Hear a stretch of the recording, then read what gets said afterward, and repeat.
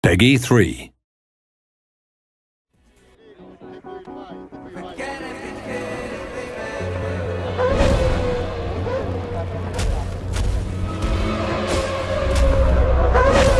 We've got basically three key components that make up the weather system. There's the visual effects, so in the dry it's the iconic heat haze, in the wet it's the visual effects on the camera, on the cars themselves, the rain on the track, the puddles, the surface reflections, the rooster tails, the kick-up spray from the tyres.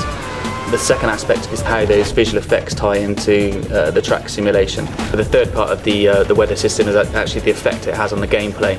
It just changes the attitude of the car completely in terms of driving in the dry or fully wet or partially damp track. So it's all about the sort of strategy elements at those points where the tracks change from wet to dry.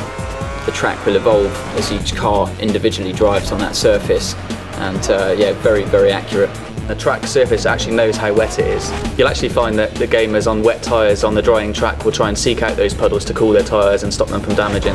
When you're in the car, you've really got no idea what the weather's doing, but the teams, they know by the radar where the weather is coming in from and how long it's going to last. And that's something that will be added into the game as well. You'll be aware of what the weather's doing roughly, and then you can make your call just like you would in real life. The weather system is set up to be completely dynamic for career. It changes over time.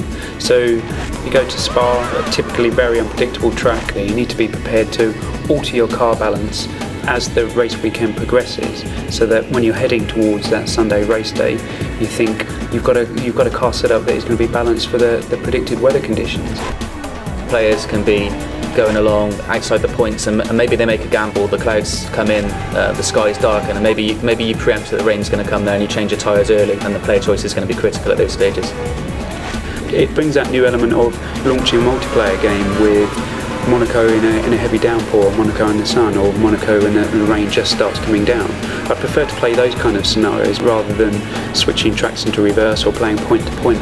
It's about making the game that I've always wanted to play.